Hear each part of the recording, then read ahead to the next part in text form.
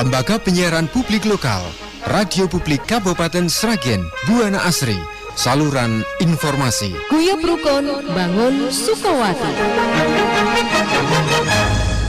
Selamat pagi mitra Buana Sragen yang terkasih di dalam Tuhan. Kita berjumpa lagi di dalam acara Mimbar Agama Kristen. Kita akan mendapatkan siraman rohani kita sebagai penguat di dalam kita menjalankan kehidupan, sebagai kesempatan yang diberikan oleh Tuhan pada kita semuanya. Sebelumnya kita menerima firman Tuhan, marilah kita akan duduk bersama, memohon pertolongan Tuhan untuk menerima sabdanya. Kita akan duduk di dalam doa. Selamat pagi ya Bapa, kami mengucap syukur atas setiap kasih, setiap karunia, setiap berkat-Mu yang Engkau limpahkan di dalam setiap kehidupan kami. Di pagi yang indah ini, Engkau menyatakan apa yang menjadi kata kasih kepada kami semuanya.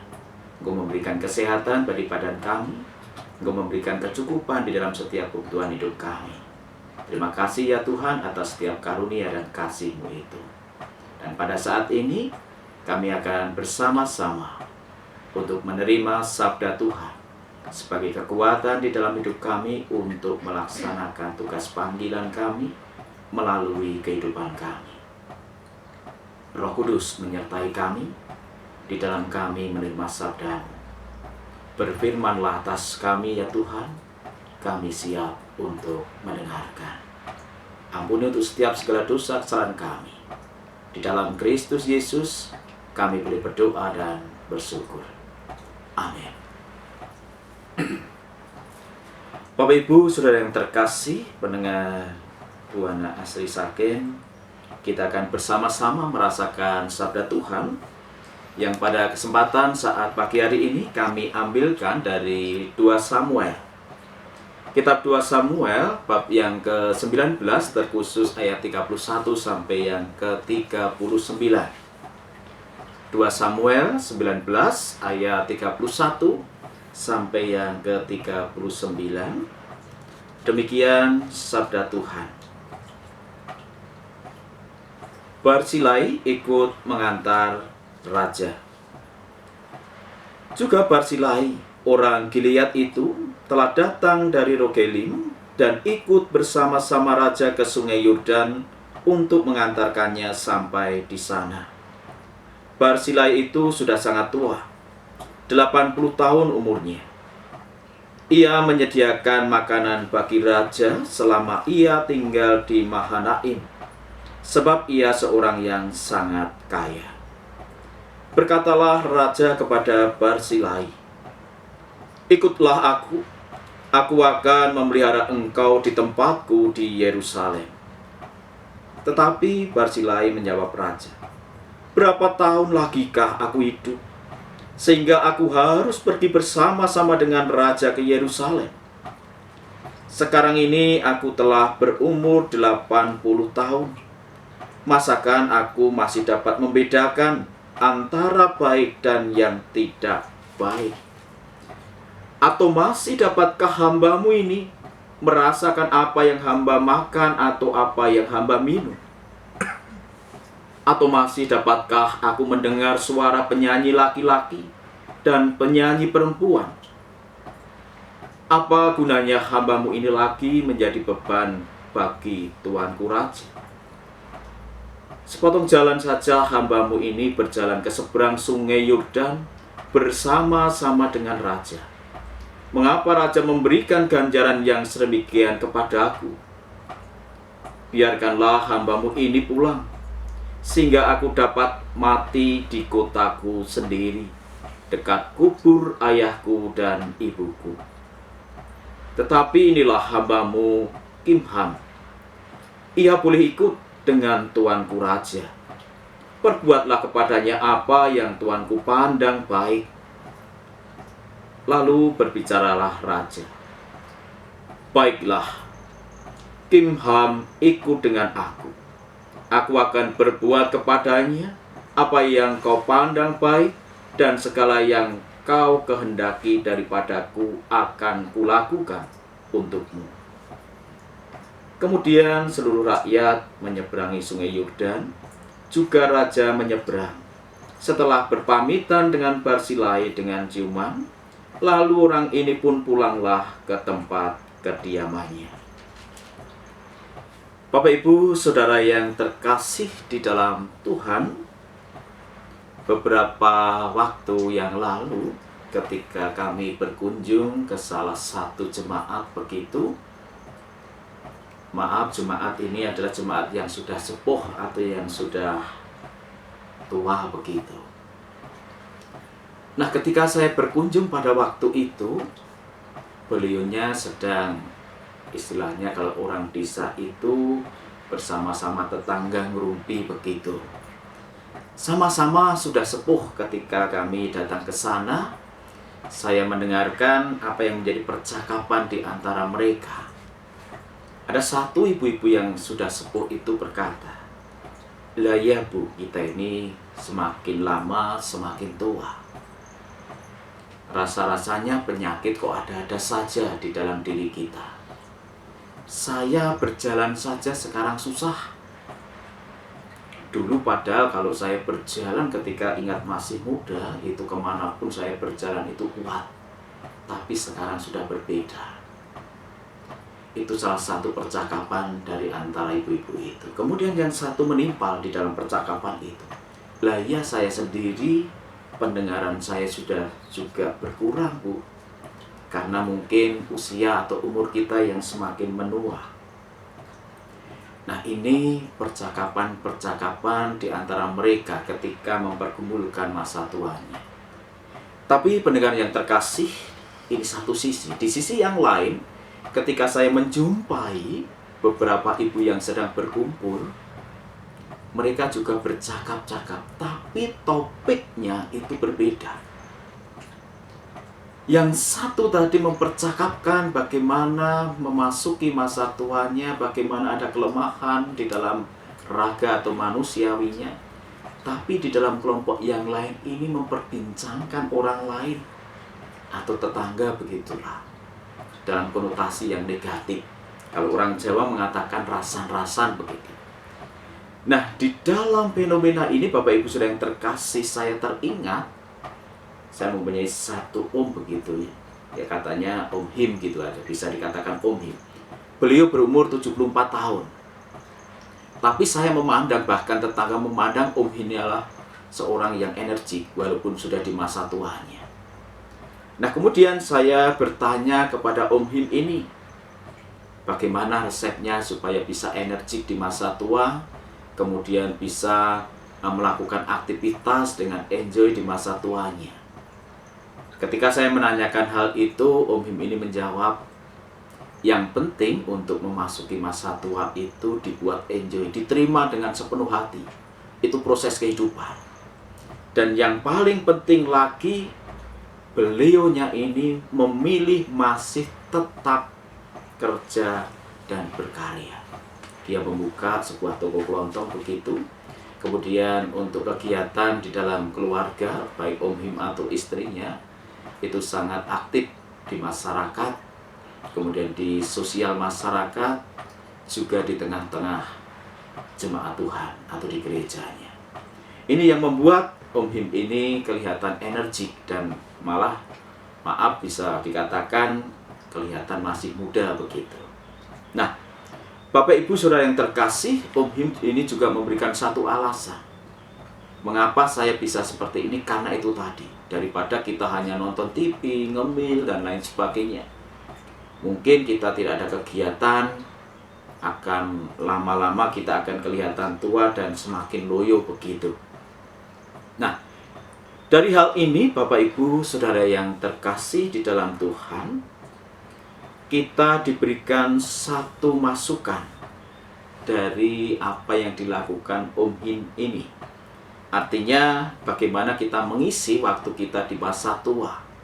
Bukan hanya berdiam diri, tapi kita bisa melakukan hal-hal yang positif di dalam kehidupan kita di masa tua kita.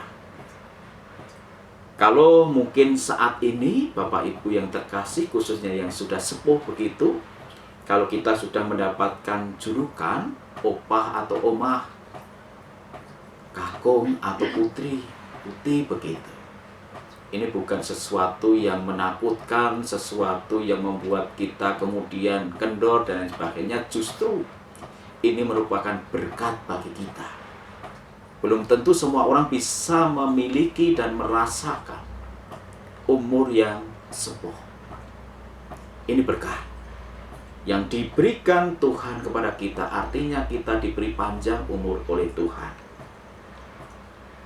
Biarpun kita sudah sepuh atau sudah tua, yang penting kita sehat, yang penting kita tidak pikun, karena kita bisa melakukan satu kegiatan yang berguna di dalam kehidupan kita, baik untuk kita pribadi, baik untuk keluarga, ataupun di tengah masyarakat dan jemaat. Ketika kita melihat apa yang menjadi firman Tuhan pada pagi hari ini, di sini ada seorang yang bernama Barzilia.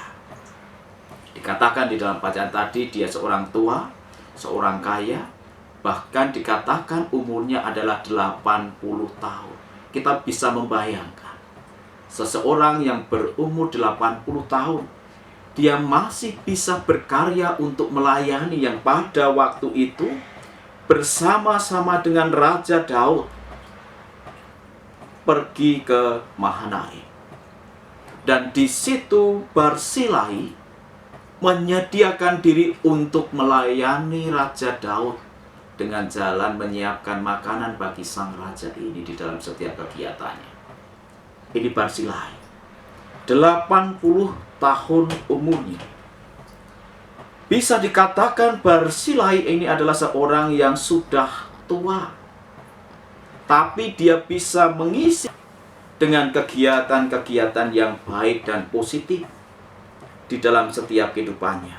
Salah satunya tadi saya mengatakan menyediakan diri untuk melayani sang Raja Daud ketika sang Raja Daud pergi ke Mahanaim pada waktu itu.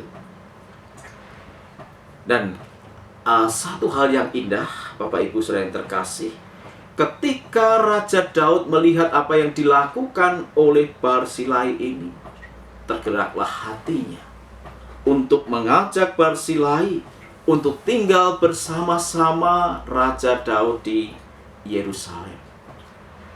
Tentunya kalau ini ditujukan kepada kita yang sudah tua.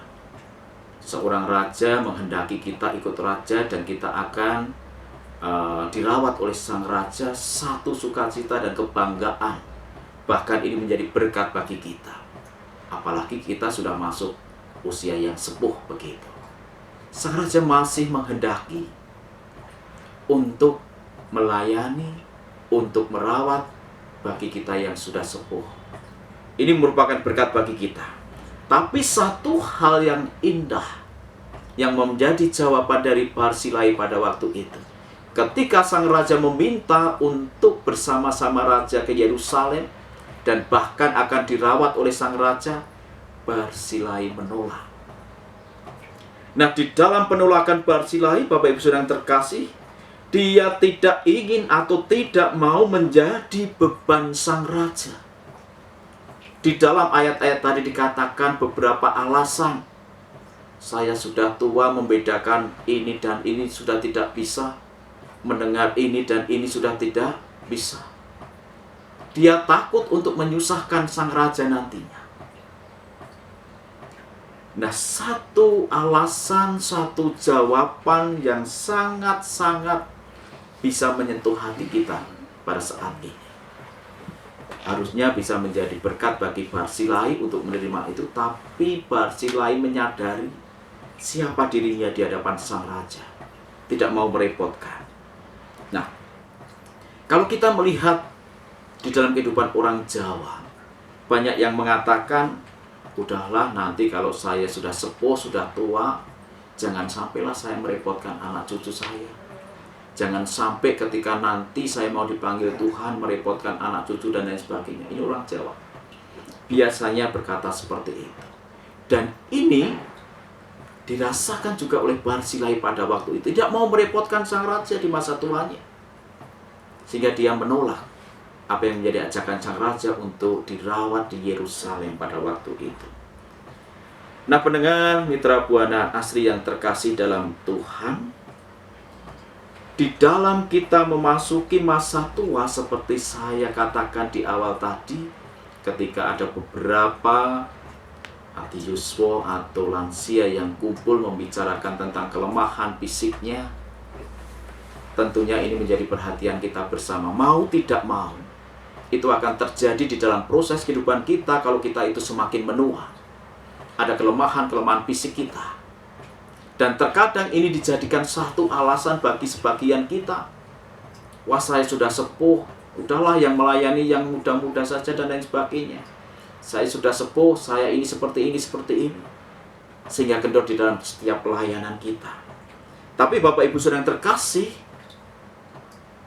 bahwa kita harus paham, ketika di masa sepuh atau di masa tua kita, marilah kita bersama-sama menjaga kesehatan kita. Tentunya seperti gambaran cerita yang saya paparkan di atas, Om Him tadi. Isi di masa tua kita dengan kegiatan-kegiatan yang positif. Buat Tuhan, buat keluarga, buat jemaat, dan juga buat masyarakat. Ini yang akan menjadikan kita itu akan tampil beda, walaupun sudah masuk di masa tua ini. Mungkin banyak sebagian kita yang sudah sepuh merasakan kelemahan-kelemahan fisik kita, adanya penyakit-penyakit yang kita rasakan di masa tua kita. Tentunya kita juga harus menjaga pola makan kita di masa tua kita. Kita juga harus menjaga pola pikir kita di masa tua ini. Supaya apa, Bapak Ibu Saudara yang terkasih?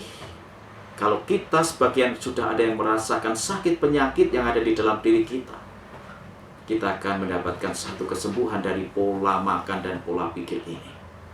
Dan jikalau di antara kita yang pada saat ini sedang berjuang di dalam sakit penyakitnya, tentunya minimal sakit penyakit yang kita derita dan kita rasakan tidak bertambah parah dengan kita mengingat pola makan dan pola pikir tadi. Nah, di dalam setiap kehidupan kita, selama kita masih diberi kehidupan, itu merupakan satu kesempatan yang indah. Walaupun kita merasakan kelemahan di masa tua ini kesempatan yang diberikan oleh Tuhan kepada kita. Artinya, bahwa di dalam setiap kehidupan kita bisalah kita gunakan dengan baik, walaupun ada kelemahan-kelemahan fisik kita. Kita melakukan kegiatan-kegiatan yang positif, walaupun di masa tua ini. Walaupun ada sebagian Bapak Ibu Saudara yang terkasih, ketika sudah memasuki usia tua atau usia sepuh, banyak yang mudoroso begitu kalau orang Jawa mengatakan. Wah, saya sudah tua, tidak bisa memberikan sesuatu hal yang berguna, baik itu untuk Tuhan, untuk jemaat, untuk keluarga, bahkan untuk masyarakat. Banyak yang berkata seperti itu. Tapi kita harus ingat, Bapak Ibu Saudara yang terkasih, apapun yang kita lakukan untuknya, tidak ada satupun yang sia-sia. Tidak ada satupun yang sia-sia.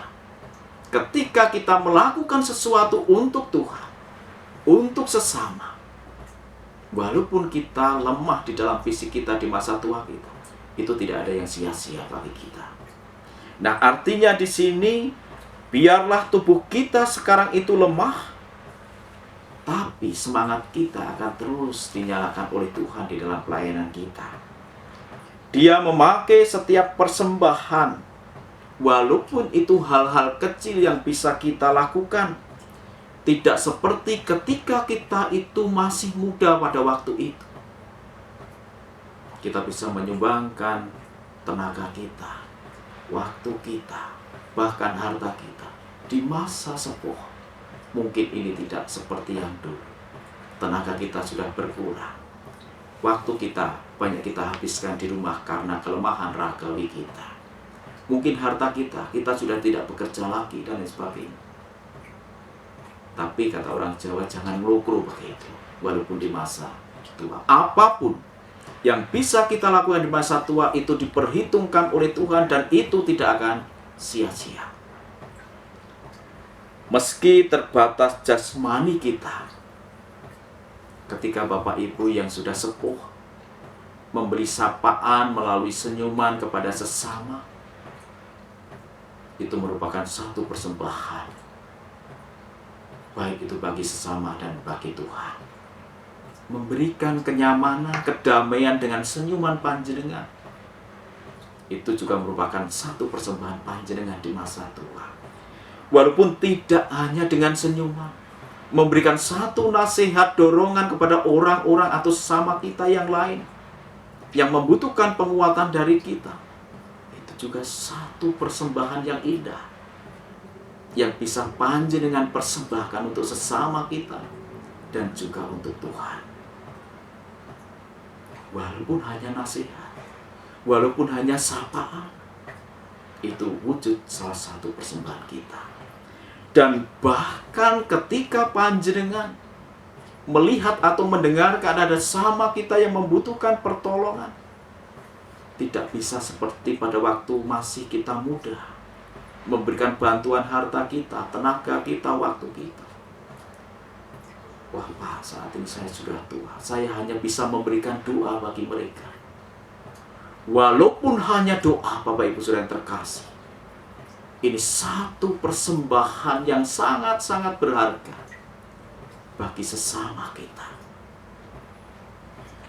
Dan Tuhan akan memperhitungkan semua itu. Tidak akan sia-sia apa yang panjenengan persembahkan untuk Tuhan. Walaupun hanya waktu kecil, ucapan, doa, ini tidak akan sia-sia di hadapan Tuhan. Bapak Ibu Saudara yang terkasih di dalam Tuhan, melalui perikop perenungan pada saat pagi hari ini, kita diingatkan bersama, kehidupan adalah satu proses. Dari bayi, anak, remaja, pemuda, dewasa, dan akhirnya kita juga harus melalui masa tua kita. Itu tidak bisa dipungkiri. Dan itu harus kita syukuri. Belum tentu semua bisa merasakan masa tuanya. Marilah kita isi di masa tua ini dengan satu kegiatan-kegiatan yang positif di dalam hidup kita. Melayani Tuhan melalui gereja dan jemaatnya. Bagaimana kita memperlakukan keluarga kita walaupun kita sudah berada di masa tua. Bagaimana ikut andil kita di dalam bersosial di tengah masyarakat. Itulah wujud pelayanan walaupun kita tidak bisa seperti pada waktu kita masih muda. Tuhan tetap memperhitungkan itu.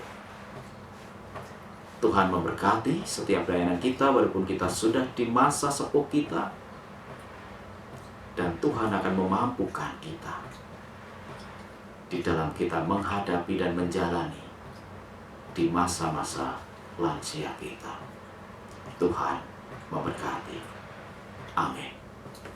Kita akan bersama-sama merasakan sabda Tuhan ini dan kita akan mengakhiri untuk renungan kita pada saat pagi hari ini melalui doa. Kita akan berdoa bersama. Terima kasih ya Allah atas setiap karunia, setiap berkat-Mu.